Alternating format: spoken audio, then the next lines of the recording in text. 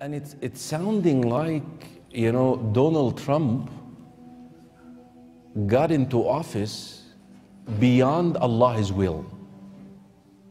As if Allah did not will it and Donald Trump like challenged Allah. Wallahi, this is how it's sounding.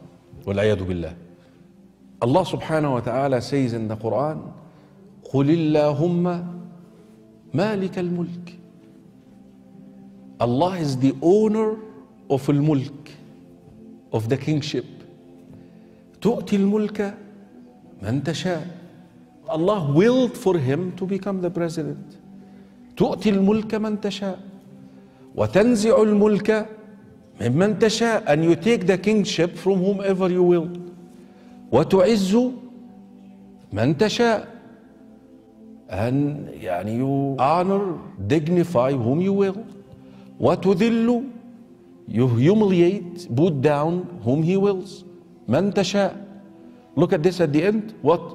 بِيَدِكَ الْخَيْرِ. All of this is khayr. The fact that he given the kingship to this one and took it away from this one, dignified this one, humiliated this one, it's all what? Khayr. People like Donald Trump, they prove the Quran right. Allah says in Surah Furqan chapter number 25 that there will be an enemy for Muhammad sallallahu alaihi wasallam. And since Muhammad sallallahu alaihi wasallam, his message is going to be till eternity, there are bound to be critics and enemies of Islam and of Prophet Muhammad. So these people are proving the Quran right, because in spite of all these things, Islam is spreading. Allah says in the Quran in Surah Imran chapter 3 verse 54, Allah says, Makaru makarallah wallahu khairul makirin. They plan and plotted, Allah too plan. Allah is the best of planner. If you see after 9/11, the media war on Islam and throughout the world, normally people should think that now Islam should perish, na'uzubillah. They cannot. But we find that more people want to know what kind of religion is this. And we find that in USA alone, in a span of about 9 months after 9/11, 34,000 Americans accepted Islam. In Europe alone, in a span of 10 months after 9/11, more than 20,000 Europeans accepted Islam. So more they are trying to attack Islam, more Islam is spreading. I believe that in the long run, it is benefit for Islam. People want to know what is this religion. And whenever people attack Islam, you find that in the long run, it benefits Islam. And I told you the story before, and I have to tell it to you just to restore that belief in al-Qadr. You know that king who had a minister? A king and a minister. The minister is the type who believes in al-Qadr. قضاء الله وقدره. For one day, the king is messing around with a knife. He cut his finger.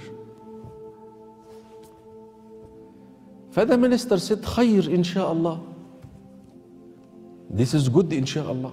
الرجل believe يعني ما. The king got upset and he said, what good in me cutting my finger? Take him to jail. Put him in jail. Arrest him. So they arrested him. He was placed in jail. So in his way to jail, he said what? خير إن شاء الله. It's good inshallah. There is goodness in this one too, inshallah. It was the habit of the king and minister that every week they go out to hunt and have a nomad kind of lifestyle. Of course, he doesn't have his minister. The minister used to be the one who leads his way. He doesn't have him this time. He got lost in the jungle. He got arrested by a group of Bedouin who used to worship idols. And it happens that this day they are supposed to offer a qurbani, a human qurbani to their idol. They said, we will not find anyone better than this guy. He's dressed so nice. I mean, he is the qurbani right here. But they looked at his hand, they found him missing a finger. They said, we offer a qurbani like this to our God. Get out of here. You're not even good to be a qurbani. He was spared. In his way back to the palace, he started reflecting upon the statement, saying, now I understand why the minister said it's good that I lost my finger, because would I have that finger, I would have been slaughtered by now. So immediately when he arrived at his palace, he requested the release of the minister. He said, listen, I understood why you said khair, but what is good in you going to jail? He said, would I have been with you on that journey, I would have been the qurbani. So it's all good. This is the style of Iman.